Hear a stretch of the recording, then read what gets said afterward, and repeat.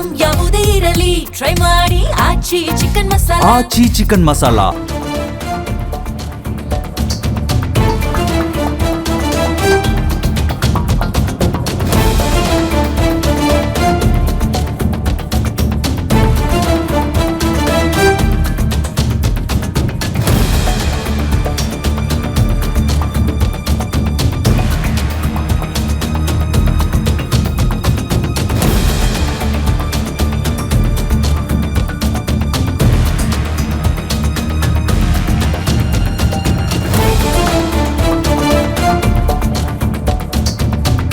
ಶಾಸಕರು ಅಥವಾ ಬೆಂಬಲಿಗರೇನಿದ್ದಾರೆ D K Shivakumar ಅವರ ಬೆಂಬಲಿಗರು ಆಗಾಗ ಒಂದು ಡೇಟ್ ಅನ್ನ ಕೊಡ್ತಾ ಇದ್ರು. ಈ ಡೇಟ್ಗೆ ಡಿ ಕೆ ಶಿವಕುಮಾರ್ ಸಿಎಂ ಆಗ್ತಾರೆ ಅಂತ. ಅದರಲ್ಲಿ ಪ್ರಮುಖವಾದಂತ ನಾಯಕ ಯಾರು ಅಂದ್ರೆ ಇಕ್ಬಾಲ್ ಹುಸೇನ್.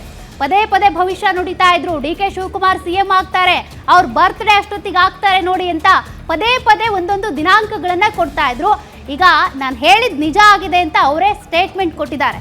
ಯಾಕೆಂದ್ರೆ ಈಗ ಸಿದ್ದರಾಮಯ್ಯನವರು ರಾಜೀನಾಮೆ ಕೊಡೋದು ಫಿಕ್ಸ್ ಆಗಿದೆ, ಡಿ ಕೆ ಶಿವಕುಮಾರ್ ಸಿಎಂ ಆಗೋದು ಫಿಕ್ಸ್ ಆಗಿದೆ. ಆ ಖುಷಿಯಲ್ಲಿರುವಂತ ಇಕ್ಬಾಲ್ ಹುಸೇನ್ ಅವರು ಹೇಳಿಕೆ ಕೊಟ್ಟಿದ್ದಾರೆ, ನಾನು ಹೇಳಿದ ಭವಿಷ್ಯ ಕೊನೆಗೂ ನಿಜ ಆಯ್ತು ನೋಡಿ ಅಂತ.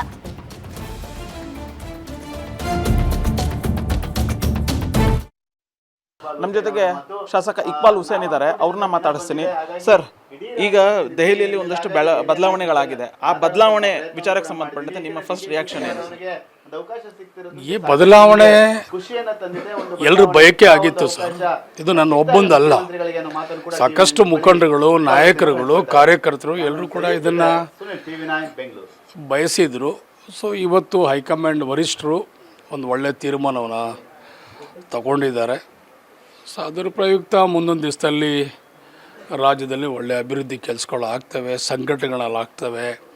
ಸಾಕಷ್ಟು ದೂರದ ಆಲೋಚನೆ ಇಟ್ಟು ನಾಯಕರಾದಂಥ ಡಿ ಕೆ ಶಿವಕುಮಾರ್ ಅವರು ದೂರದೃಷ್ಟಿ ಇಟ್ಕೊಂಡವರು, ಈ ರಾಜ್ಯದ ಬಗ್ಗೆ ಅನೇಕ ರೀತಿಯಲ್ಲಿ ಕಾಳಜಿಯನ್ನು ಇಟ್ಟಂಥವರು ಕೆಲಸ ಮಾಡ್ತಾರೆ ಅಂತ ಒಂದು ಎಲ್ರಿಗೂ ಆಸೆ ಇದೆ. ಸರ್, ಮೊದಲಿಂದಲೂ ಕೂಡ ಇಕ್ಬಾಲ್ ಹುಸೇನ್ ಅವರು ಡಿ ಕೆ ಶಿ ಅವರ ಪರವಾಗಿ ಮಾತಾಡ್ತಿದ್ರು, ಸಿ ಎಂ ಆಗಬೇಕು ಅನ್ನುವಂತಹ ಒಂದು ಮಾತನ್ನು ಮುಂಚೆಯಿಂದನೂ ಕೂಡ ಹೇಳ್ತಾ ಬರ್ತಾಯಿದ್ರು. ಆದರೆ ಅದನ್ನು ಒಂದಷ್ಟು ಜನ ಅಪೋಸ್ ಮಾಡ್ತಾಯಿದ್ರು, ನೋಟಿಸ್ ಕೊಡುವಂಥ ಕೆಲಸ ಎಲ್ಲದನ್ನು ಕೂಡ ಮಾಡಿದರು. ಏನು ಹೇಳ್ತೀರಿ ಸರ್? ನೋಡಿ, ಇದು ಕಾಂಗ್ರೆಸ್ ಪಕ್ಷ ಒಂದು ಶಿಸ್ತಿನ ಪಕ್ಷ. ಇಲ್ಲಿ ಹೈಕಮಾಂಡ್ ಅಂತ ಇದೆ. ನಾವೆಲ್ಲದಕ್ಕೂ ಕೂಡ ಒಂದು ಹಿತಿಮಿತಿನಲ್ಲಿ ಕೆಲಸ ಮಾಡಬೇಕಾದಂಥದ್ದು. ಪ್ರಾದೇಶಿಕ ಪಕ್ಷದಲ್ಲಿ ಯಾರು ಏನು ಬೇಕಾದರೂ ಮಾತಾಡ್ಬೋದು, ಅಲ್ಲಿ ಅವರಿಗೆ ಒಂದು ಹೈಕಮಾಂಡ್ ಅಂತ ಇರಲ್ಲ. ಆದರೆ ಇಲ್ಲಿ ಪಕ್ಷದಲ್ಲಿ ನಾವೆಲ್ಲರೂ ಕೂಡ ಗುರುತಿಸ್ಕೊಂಡಿರೋರು, ಕೆಲಸ ಮಾಡ್ತಾ ಇರೋರು, ಯಾರೇ ಆಗಲಿ, ನಾಯಕರಾಗಲಿ, ಕಾರ್ಯಕರ್ತರಾಗಲಿ, ಎಲ್ರಿಗೂ ಹಿತಿಮಿತಿ ಇರ್ತದೆ. ಸೊ ನನಗೂ ಸಾಕಷ್ಟು ರೀತಿಯಲ್ಲಿ ಒತ್ತಡ ಅಲ್ಲ, ನೋಟಿಸ್ಗಳೇ ಕೊಟ್ಟಿದ್ದಾರೆ. ನೀವು ಮಾತಾಡಬೇಡದು, ನಿಮ್ಮ ನಡೆ ಸರಿಯಾದ ರೀತಿಯಲ್ಲಿ ತಾವು ತಿದ್ಕೋಬೇಕಂತ ಹೇಳಿ ನನಗೆ ಸಾಕಷ್ಟು ರೀತಿಯಲ್ಲಿ ನನಗೆ ಅಧ್ಯಕ್ಷರ ಸ್ಥಾನದಲ್ಲಿದ್ದವ್ರು ಕೊಡಲೇಬೇಕಾಗ್ತದೆ. ನಾನು ಎಷ್ಟೇ ಹತ್ತಿರ ಇರಲಿ, ಎಷ್ಟೇ ಆತ್ಮೀಯತೆ ಇರಲಿ, ಅವರ ಕರ್ತವ್ಯ ಅವ್ರು ಮಾಡಬೇಕಾಗ್ತದೆ. ಅವ್ರು ಮಾಡಿದ್ದಾರೆ. ಅದಕ್ಕೆ ತಕ್ಕಾಗಿ ನಾನು ಕೂಡ ನೋಟಿಸ್ಗೆ ಉತ್ತರವನ್ನು ಕೊಟ್ಟಿದ್ದೇನೆ. ಸರ್, ಈಗ ಶಿವಕುಮಾರ್ ಒಂದು ಮಾತನ್ನು ಹೇಳ್ತಾ ಇದ್ರು, ಕೆಲಸ ನಾವು ಮಾಡಬೇಕು, ಆದರೆ ಫಲ ದೇವ್ರು ಕೊಡ್ತಾನೆ, ಅದಕ್ಕೋಸ್ಕರ ಕಾಯಬೇಕು ಅಂಥೇಳಿ. ಆ ಒಂದು ಕಾಯುವಿಕೆಯ ಕಾಲ ಈಗ ಹತ್ತಿರ ಬಂತು ಅಂತ ಅನ್ನಿಸ್ತಿದೆಯಾ ಸರ್? ನೋಡಿ, ಎಲ್ಲಕ್ಕಿಂತ ದೊಡ್ಡವನು ಸೃಷ್ಟಿಕರ್ತ. ನಮ್ಮನ್ನು ಸೃಷ್ಟಿ ಮಾಡಿರೋನೇ ಅವನು.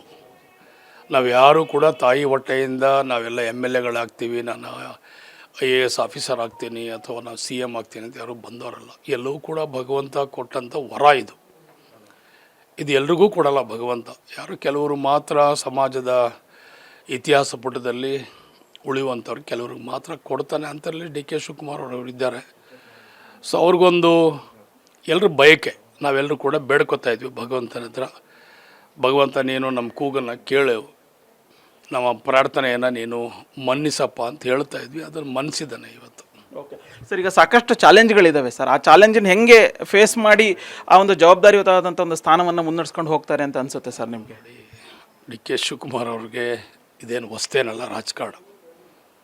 ಸುಮಾರು ಸುದೀರ್ಘವಾಗಿ 40-45 ವರ್ಷ ರಾಜಕಾರಣದಲ್ಲಿ ಒಬ್ಬ ಶಾಸಕನಾಗಿ, ಮಂತ್ರಿಯಾಗಿ, ಪಕ್ಷದ ಅಧ್ಯಕ್ಷನಾಗಿ ತಳಮಟ್ಟದಿಂದ ಬಂದಂಥವ್ರು ಅವರು.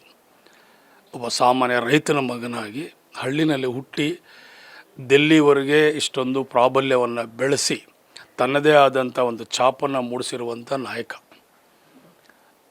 ದೂರದೃಷ್ಟಿ ಇಟ್ಟು ಕೆಲಸ ಮಾಡುವಂಥವ್ರು. ಅನೇಕ ಉದಾಹರಣೆಗಳಿದೆ, ನನಗೆ ಹೇಳೋದು ನನಗೆ ಇಷ್ಟ ಇಲ್ಲ ಇವೆಲ್ಲನೂ ಕೂಡ. ಸೊ ಮುಂದಿನ ದಿವಸ ನಿಮಗೆ ಗೊತ್ತಾಗುತ್ತೆ ಯಾವ ರೀತಿ ಅವ್ರು ಕೆಲಸ ಮಾಡ್ತಾರೆ, ಯಾವ ರೀತಿ ಅವ್ರ ದೃಷ್ಟಿ ಇದೆ ಅಂತ ಮುಂದಕ್ಕೆ ನಿಮಗೆಲ್ಲ ಗೊತ್ತಾಗುತ್ತೆ. ಕೊನೆಯ ಪ್ರಶ್ನೆ, ಇಕ್ಬಾಲ್ ಹುಸೇನ್ ಅವರು ಸಚಿವ ಸ್ಥಾನದ ಆಕಾಂಕ್ಷಿ ಆಗ್ತಾರಾ ಅಂತ ಸರ್? ನನಗೆ ಯಾವ್ದು ನನ್ನ ನಾಯಕರಾದ್ರಲ್ಲ ನಮ್ಗೆ ಅಷ್ಟೇ ಸಾಕು. ಅದೇ ನಾನೇ ಸಚಿವ, ನಾನೇ CM ಇದ್ದಂಗೆ ಅಂತ. ಸೊ ಇದಿಷ್ಟು ಇಕ್ಬಾಲ್ ಹುಸೇನ್ ಹೇಳ್ತಾ ಇರುವಂತಹ ಮಾತು. ಕ್ಯಾಮ್ರಾ ಪರ್ಸನ್ ರವೀಂದ್ರ ಜೊತೆ ಉಲ್ಲಾಸ ಸ್ಕಿರ್ವಾಸ, ಗ್ಯಾರಂಟಿ ನ್ಯೂಸ್, ಬೆಂಗಳೂರು.